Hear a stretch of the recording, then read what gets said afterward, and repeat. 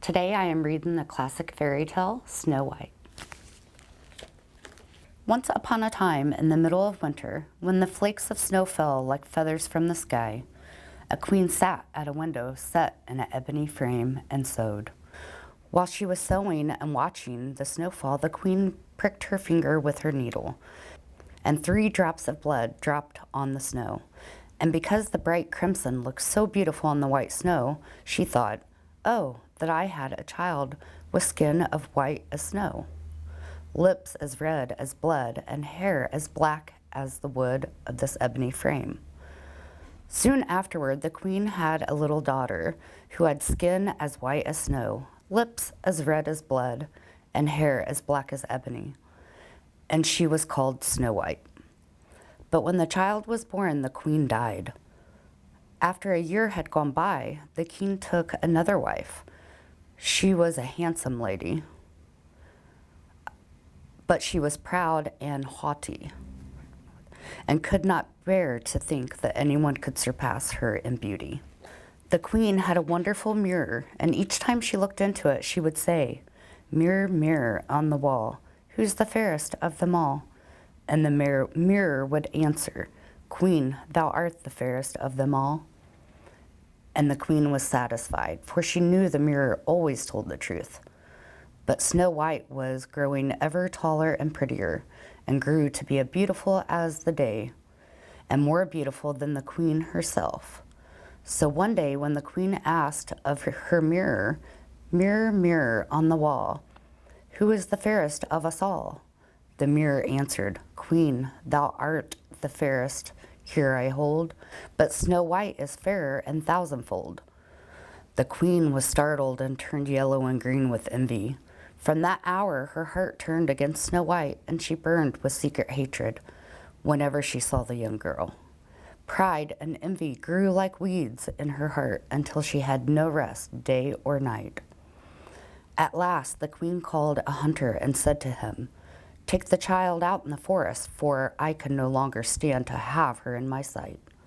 Kill her, and then bring me her heart as proof that you have done it."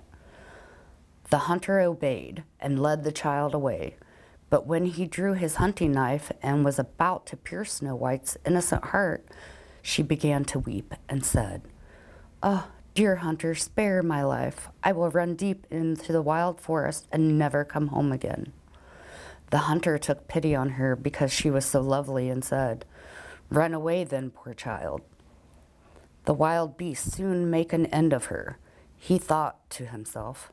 But it seemed as if a stone had been rolled away from his heart. Because he had not taken Snow White's life, as a little bear came by just then, he killed it and took out its heart and carried it to the castle as proof to the queen. The poor child was now all alone in the great forest, and she looked at all the leafy trees. She felt frightened and did not know what to do. So she began to run and ran over the sharp stones and through the thorns, and the wild animals passed close to her, but they did not harm her. She ran as long as her feet could carry her, and when evening closed in, she came upon a little house and went in to rest.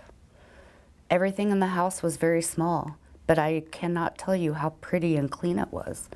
There stood a little table covered with a white tablecloth, on which were 7 little plates, each plate with its own little spoon, and 7 little knives and forks and 7 little cups. Against the wall stood 7 little beds close together. Snow White was very hungry and thirsty, so she ate a little of the vegetables and bread on each plate, and drank a drop of water from each cup, for she did not want to empty one cup entirely. Then, being very tired, she laid herself down on one of the beds, but she could not make herself comfortable, for one was too long, another too short. The 7th bed, luckily, was just right. So there she stayed, said her prayers, and fell asleep. When it had grown quite dark, the masters of the house came home. They were 7 dwarfs who dug and mined iron underground among the mountains. They lit their 7 candles, and as soon as the house became bright, they could see that someone had been there, for everything was not quite in order as they had left it. The first dwarf said, "Who has been sitting on my stool?" The second one said, "Who has been eating off my plate?" The third one said, "Who has been nibbling my bread?" The fourth said, "Who has been eating my vegetables?" The fifth one said, "Who has been using my fork?" The sixth one said, "Who has been cutting with my knife?"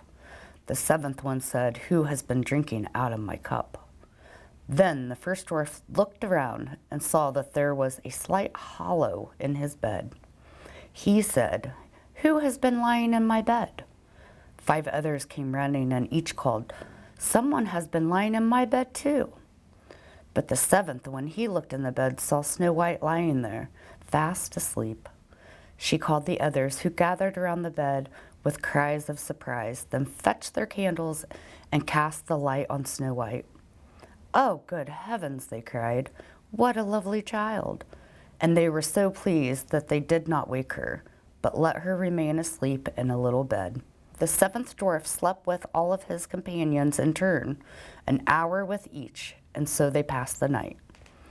When it was morning, Snow White woke up, and when she first saw the 7 dwarfs, she was frightened. But they were very friendly and asked her name in a kind way. "Snow White," she answered. "How have you found your way to our house?" asked the dwarfs.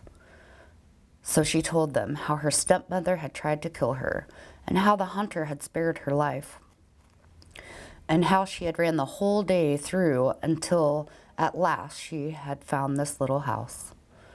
Then the dwarf said, "If you will keep our house, cook, make the beds, wash, sew, and knit, and keep everything neat and clean, you can stay with us, and you shall want for nothing." "I will, with all my heart," said Snow White. So she stayed with them and kept their house in order. Every morning they went out among the mountains to seek iron and gold, and came home ready for supper in the evening. And came home with supper in the evening. The young girl was left alone all day long, so the good dwarfs warned her, "Beware of your wicked stepmother, that will soon find out that you are alive. Be sure not to let anyone into the house."